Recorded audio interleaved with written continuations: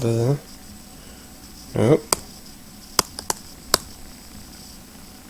There we go. Boom. Today we're gonna draw some fight going on here.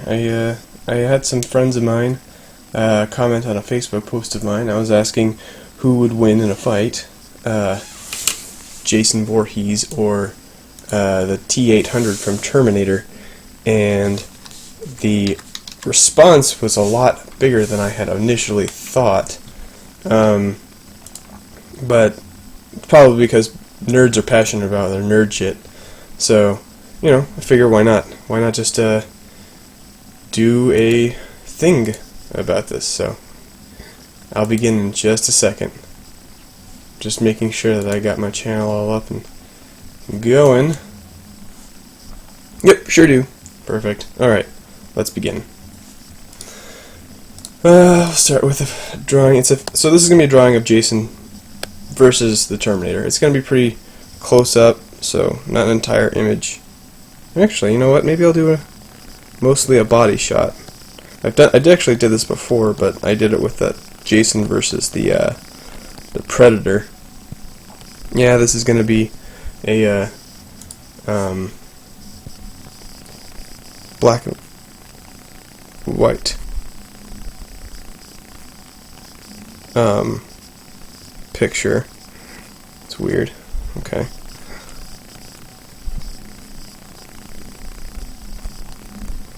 But yeah, so many people were telling me, you know, Jason was was not even capable of hurting the T-800 because of the strength, or because the T-800 is made of metal and he's made of flesh. It's like, well, you can't really say that because metal is very easily bendable. Even the alloy, the hyper alloy that the Terminator's made out of was bendable. I mean, bullets affected it, and so will something coming at it at the speed that Jason usually does. I mean, he's not fast, but his attacks usually are. And, you know, there's a lot of, I don't like that arm. Boop.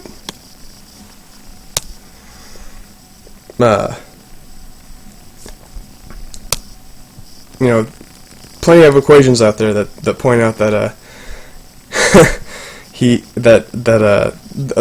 the speed at which Jason can throw an axe would just be way too much for most materials. I mean, he's even jumped through concrete at one point, so he's not exactly incapable of damaging a T-800, especially with the joint rotors that those things have. Yeah, and this is a super nerdy conversation I'm having with basically myself right now about how much that the Terminator would lose its limbs to Jason, which is what Jason aims for. We know that. The Terminator is very, very specific hunter because it's a Terminator. It's designed to kill, so it kills by aiming for the head or aiming for the chest. As we all know, that does not really work on Jason. And yes, you have to take this into account because this is not you as the Terminator, this is not you as Jason Voorhees, this is them and how they act. So, Jason always goes for the soft spots, and he always goes for very crazy maiming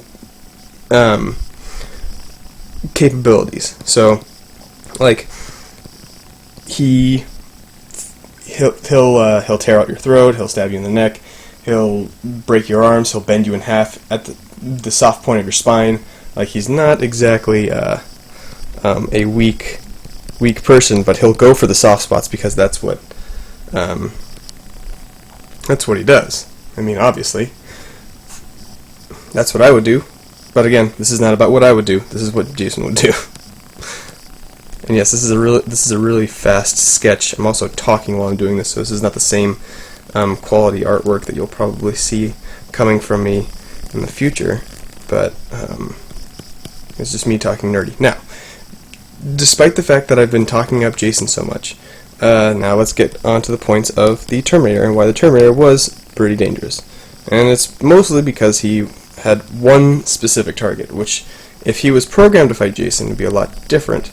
But the thing is, we all know how targeting seems to happen with time travel with the Terminators. They target somebody, they go back in time, and they always get wasted. There's not a single Terminator that has gone back in time specifically to kill somebody that's been successful. They've killed people, yes, but have they killed their target? No. Another thing that you need to take into account. Has Jason ever killed the hero? Yes. Jason's killed the hero like 3 times. But one of them was the hero of the first movie.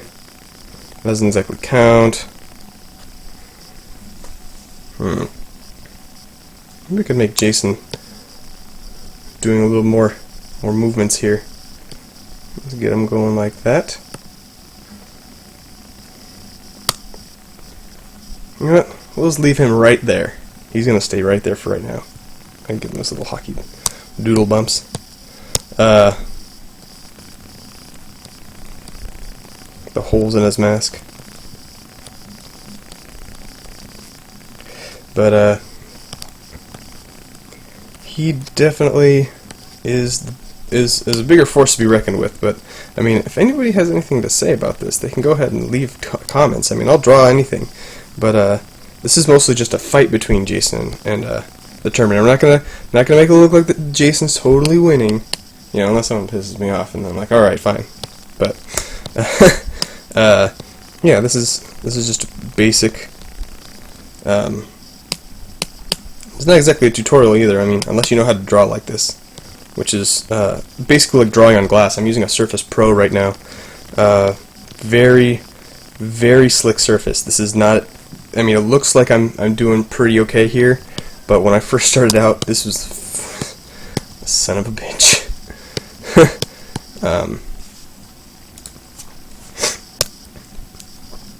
Yeah.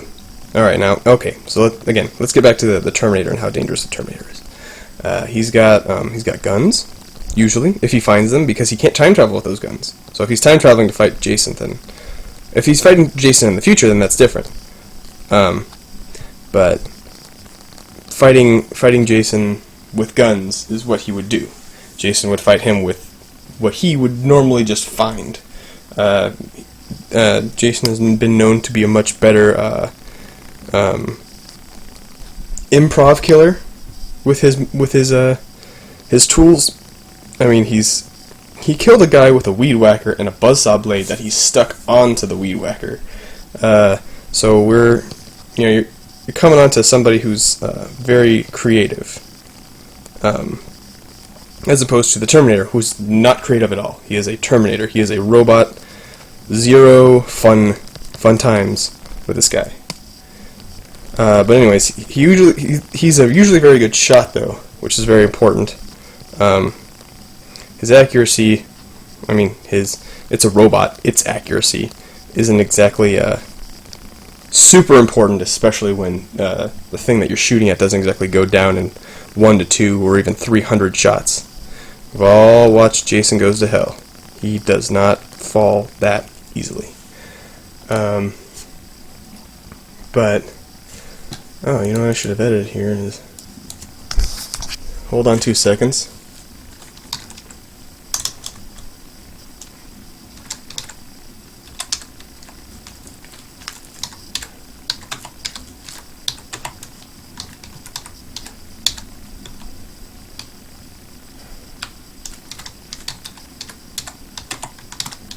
Sorry, guys.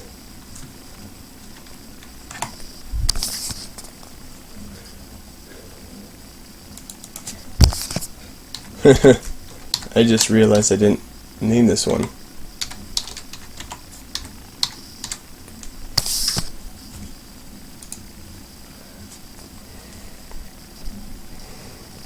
There we go. It's much better.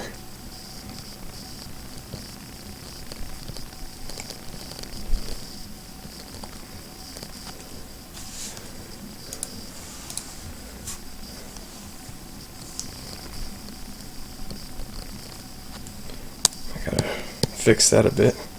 This looks like a skull without any flesh under it. It doesn't make sense because he's not that. He is a robot.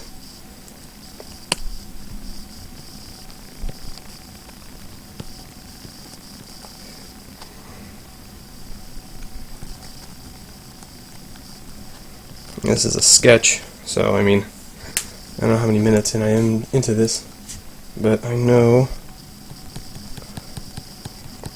that I'm rushing it a bit, and maybe next time I'll do a better one. So yes, back to the Terminator. And you know what? I know this was going to be a colorless one, but it's kind of important that he has his little dingy red eyes. And the little hot pink centers.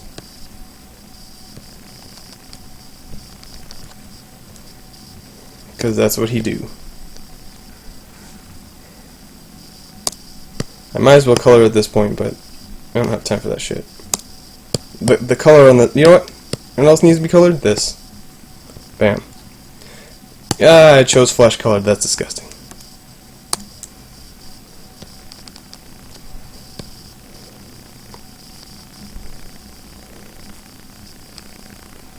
Well, I could do all the markings on his mask, but it depends on the mask that I'm using and which Jason Voorhees movie I'm going with, because he definitely did not wear the same mask in every single one of them.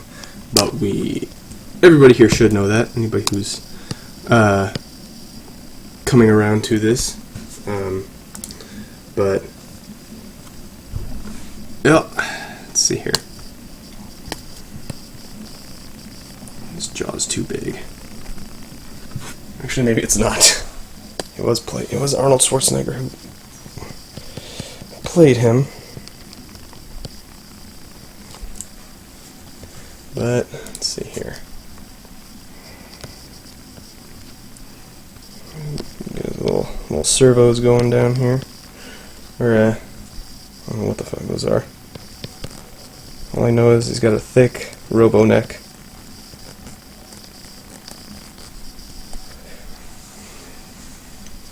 Let's see.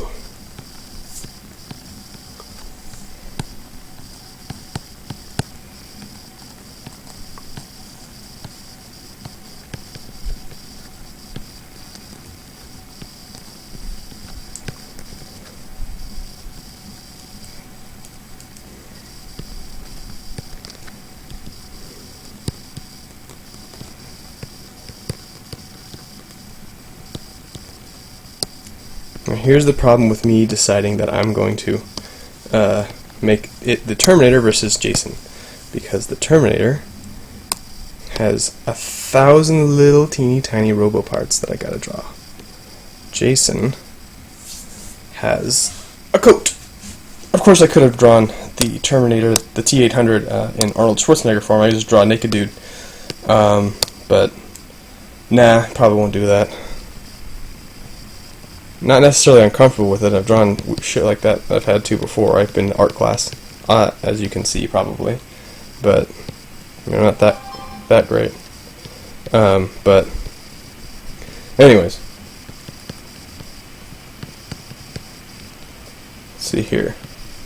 This is probably going to be more than one parter, because I've realized now how long this is already taking.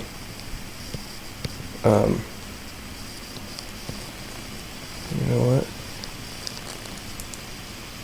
Let's try.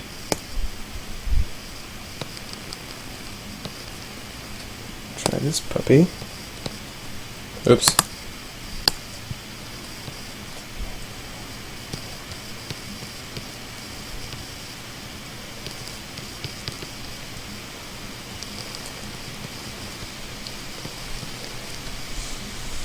Now let's see here.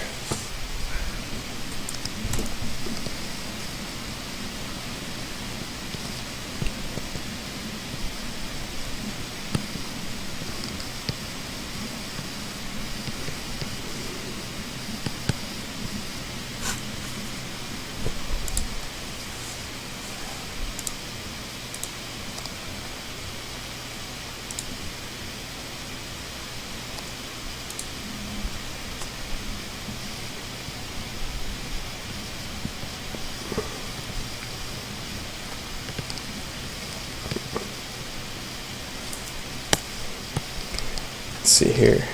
Drawing this in real time is